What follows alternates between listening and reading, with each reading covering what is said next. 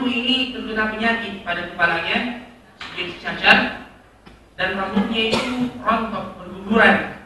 Wa inni zawwajtuha, dan saya ingin menikahkan dia. Afa'asilu fihi, bolehkah saya menyambung rambutnya atau menggunakan rambut palsu? Maka Nabi sallallahu alaihi wasallam bersabda, la'anallahu al-wasilata wal mawsulah. Allah melaknat wanita-wanita yang menyambung rambut dan minta untuk disambungkan rambutnya. Wajalatil mar'ah qalat, dalam riwayat yang lain, seorang wanita datang kepada Rasulullah dan dia mengatakan, ya Rasulullah, inna li bintan arusan. Saya memiliki anak perempuan pengantin baru. Wa innaha tashakkat fataharraqa sya'ruha. Dia terkena penyakit dan rambutnya itu berguguran. Bolehkah saya menyambung rambutnya Rasulullah? Rasulullah mengatakan, la'anallahu al-wasilata wal mustawsilah. Allah melaknat wanita yang menyambung rambut dan minta untuk disambungkan rambutnya. Dan juga termasuk di dalamnya laknat Allah Subhanahu wa taala sebagaimana disebutkan oleh Rasulullah adalah orang yang membuat tato. Orang yang membuat tato, baik bagi kaum laki-laki maupun kaum perempuan. Dan sungguh sangat disayangkan hal ini semakin merebak kalangan kaum muda dengan menjadikan bintang-bintang sepak bola atau bintang-bintang film yang melakukan perbuatan kefasikan yang seperti ini sebagai idola mereka. Baik, padahal jelas hadisnya dari Rasulullah SAW. Beliau bersabda, la'anallahu al-wasilata wal mustawsilata wal washimata wal mustawshimah. Allah Subhanahu wa taala melaknat wanita yang menyambung rambut dan minta untuk disambungkan rambutnya. Jadi kalau ada salon yang profesinya untuk menyambung rambut kaum wanita, maka profesi yang seperti ini haram dan penghasilan yang didapatkan itu haram. Sekali lagi, kalau ada salon yang profesinya menyambung rambut wanita, baik, apatah lagi dalam mencukur, dia mencukur jenggot misalnya, atau dengan mode ya, orang-orang kafir seperti al-qazz yang dilarang oleh Rasulullah, yaitu mencukur sebagian rambut dan meninggalkan sebagian yang rambut, maka ini perbuatan yang diharamkan dan secara otomatis penghasilannya juga haram. Kemudian kata Rasulullah, wal washimata wal mustawshimah, orang yang membuat tato atau yang minta untuk dibuatkan tato, baik itu yang permanen atau yang semi permanen. Ada yang mengatakan ya dia menggunakan tato hanyalah perhiasan sementara, tidak permanen. Nah, ini juga tidak diperbolehkan. Apatah lagi kalau tato itu ditambah lagi dengan keyakinan. Dan sebagaimana yang dilakukan oleh orang-orang jahiliyah, mereka membuat tato sebagai raja, sebagai zimat, jambi-jambi untuk sebagai orang taala sesuai dengan anggapan mereka. Ini semakin diharamkan lagi oleh Allah Subhanahu wa ta'ala. Oleh karenanya, ikhwan, ini perlu kita berikan tanbih kepada masyarakat kita, keluarga kita, bahkan ibu kita terkadang, illa marhamallah, bahkan kalau acara wisuda, terkadang yang marak bagi mahasiswi itu menggunakan onde, menyambung rambut. Ini termasuk di dalamnya, tidak diperbolehkan. Baik, dalam hubungan hadis Rasulullah Sallallahu Alaihi Wasallam. Terkadang ada juga syubhat yang mengatakan, bukankah itu indah? Dan Rasulullah mengatakan, Inna Allaha jamilun yuhibbul jamal, atau Inna Allaha tayyibun yuhibbu. Inna Allaha jamilun yuhibbul jamal, Allah itu indah dan menyukai indah-indah.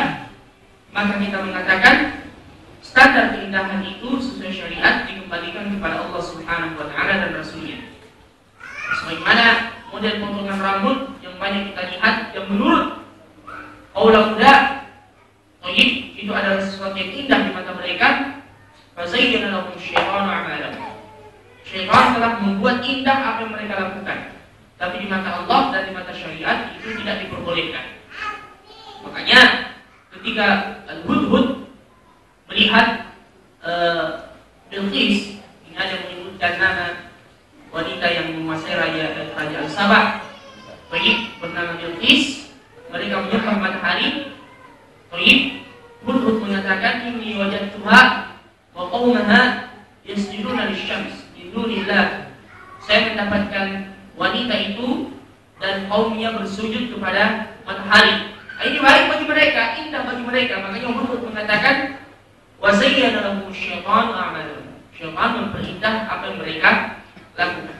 Makanya sekali lagi standar keindahan itu kembali kepada Al-Quran dan Sunnah Rasulullah SAW.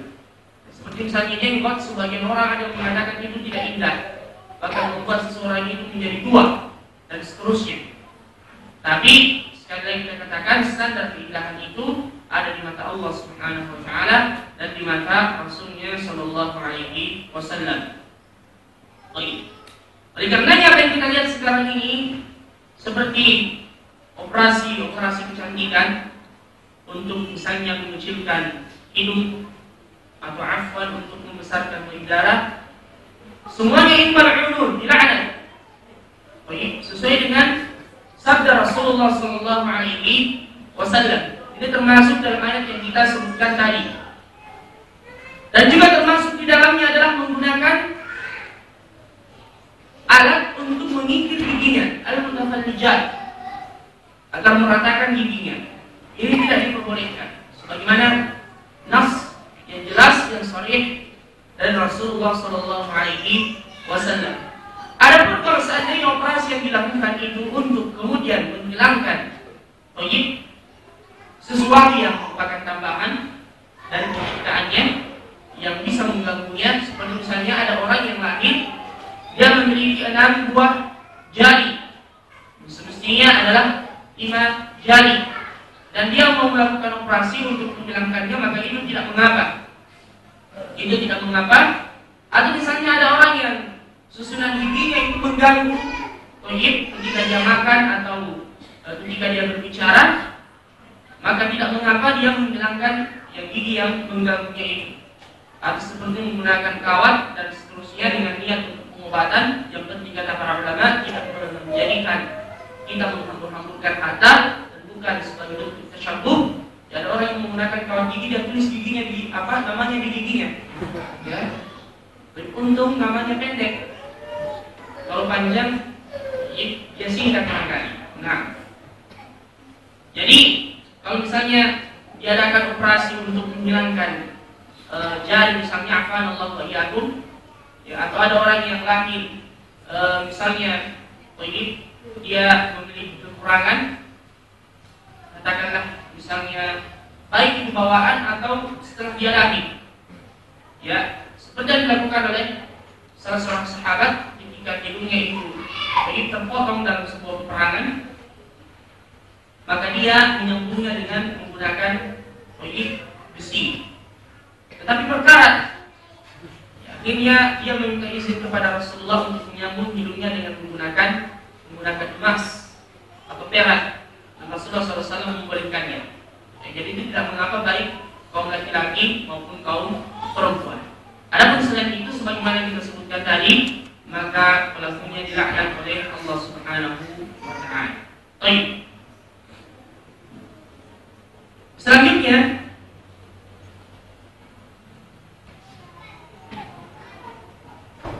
dosa berikutnya yang marak yang dilakukan oleh atau yang diremehkan oleh banyak kaum muslimin, mahabbatu isya'atil fahishati bainal mu'minin. Senangnya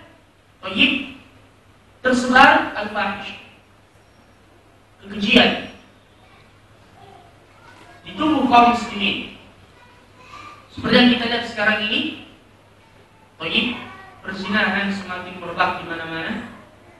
Bahkan itu kemudian dilokalisasi, ditambah lagi dengan semakin merebaknya video-video porno atau tontonan-tontonan yang membahayakan generasi kita. Bahkan terkadang kita tidak sadar racun itu telah masuk ke dalam rumah kita, dan ini membutuhkan kekuatan dari seorang kepala rumah tangga untuk mengatur rumah tangganya sendiri di atas syariat.